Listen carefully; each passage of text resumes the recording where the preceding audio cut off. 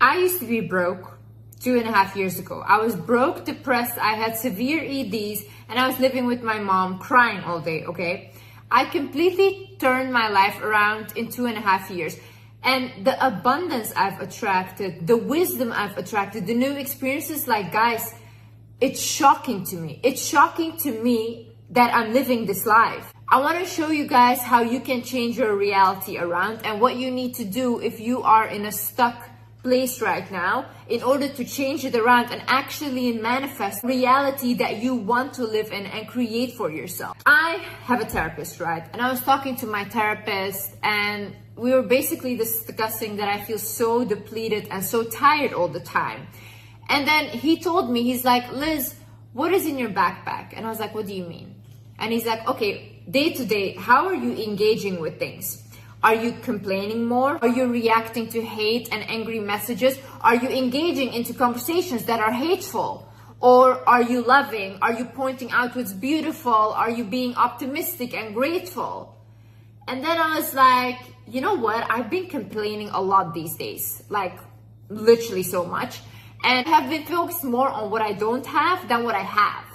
So I started to think about it, and he's like, well, so that's what you have been carrying in your backpack. So your backpack is filled with hate, complaining, anger. So what your first reaction will be to every situation is that it's hate, it's anger, it's complaining, okay? He said, if you had filled your backpack with love and loving conversations, with laughter, with being grateful, that would be your first reaction and you would energetically not be depleted. He said to me, the issue is when we are energetically depleted, no sleep can fix that. When you have a workout, for example, you can have a good day of sleep and that's it. The next day you feel fine again, okay? But when you're energetically depleted, no matter how much you sleep, you're always tired. How do we tire ourselves out energetically? By engaging in negative things, by having negative conversations, by gossiping, by constantly saying what's wrong instead of what is right. So then I swear to God, guys, when I just realized that one thing, what he said to me about like, what is in your backpack? From that moment on, I started to actually watch the things that I talk about with my sister, with my friends, and I started to point out beautiful things and good things. I started to say out loud what I'm grateful for. And I swear to God, my whole energy shifted. Another thing you need to realize is, what do you want? What do you want exactly? Like, a lot of people say, oh, I want love. Okay, what does that mean? What does love look like for you? Because for a lot of people, they can get love from children, pets, from themselves, from friendships. Do you mean romantic love? Do you mean you want to attract a man? Honey, you have to be specific about this. A lot of you guys are not specific. Or they say like, oh, I want to be rich. Okay, how much money?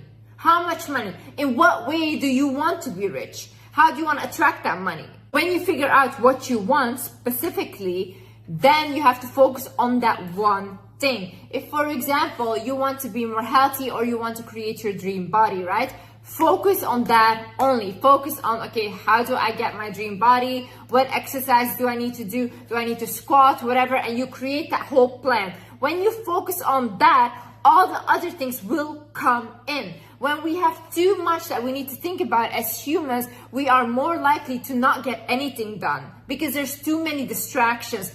Remove all the distraction, focus on one thing, and all the other things will come. Because if you start working on, let's say, your dream body, your self-love will increase.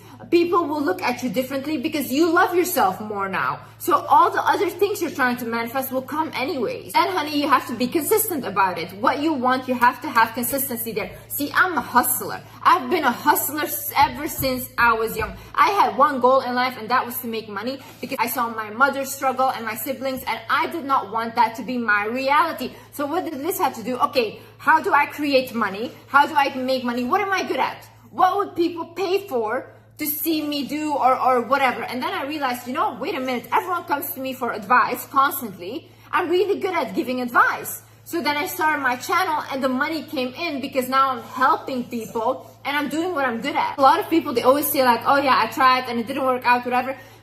When you want something and you want it bad enough, it does not matter. People will go over bodies to get what they want when they want something bad, okay? You have to have that mindset. You have to want it as bad as you want to breathe, and that's when you will achieve what you want. I need you to ask yourself, why do you want it? You know why? I was talking to this famous YouTuber. We were sitting, I was talking to him, and he was like, yeah, you know, I kind of lost purpose and I lost motivation for my work and all these things. And he said, but you know, like maybe I'm gonna get motivation again and then I can buy a private jet or like an expensive car and this and that. And I looked at him and I was like, why do you want that? Do you want a private jet to impress others? Or is that because it's gonna feel something in you? Because this guy has a lot of money. He has all the cars. And yet he's still sitting here not feeling good about himself. So I'm like, what is a private jet gonna do? Try to fill a void again that cannot be filled, because a lot of people, they think that materialistic things will fill a void when it never will. You have to have purpose in life. You think that if you die, someone will say like, oh my God, this guy had a private jet. Oh, he was a great guy. No one will say that. It's the legacy you leave on this earth. You guys need to think bigger and huger. What impact do I want to leave this earth with? Life, you have to find something that fills your soul and not the validation of other people. Because honey, this validation you will never get. These people will always look down on you, and there's always people that are bigger and bigger than you. So you're competing in a race that you will never win. The way of changing your reality is getting to know who you are. And I know I speak about this a lot, but this is actually so important. When you know who you are and you observe yourself and you know your own toxic traits, or the toxic traits that you allow from other people, then you can actually change things in your life. Because a lot of you guys, you want to change, but you're not self-aware at all, you know? I can list things that are toxic about me. I know this because I've, for example, been in a relationship. And then I start to work on these things, because I'm not gonna blame everyone around me and not look inside of the mirror. That's also why you should look at the repeating patterns in your life. Because I had this with a lot of friendship, that I would constantly attract the same person again and again and again, and they were always dishonest to me. And I have an issue with that because I'm too honest. I will say everything about my life, and I love friends and family deeply, okay? So if I love someone, I go way too deep into it.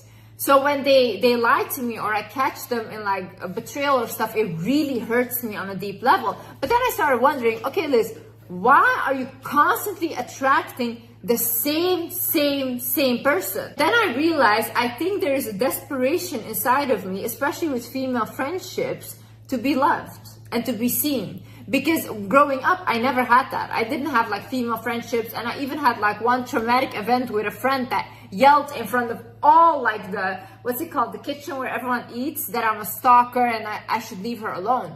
But I thought that this girl was my friend. And subconsciously, I had clocked that memory in my mind, and ever since then, I was acting like too much in friendships. Like I really just wanted the validation of a female friend. But because of that, because I was too desperate for it, I constantly attracted liars and liars and liars that kept hurting me, until I learned the lesson of detachment from female friendships. It was almost like it was so easy for me to detach from men and male relationships. I didn't care. But with women, I held them in such a high regard, to a point where even if they did something wrong, I would overlook it. Like I would just be like, oh no, they're perfect, you know?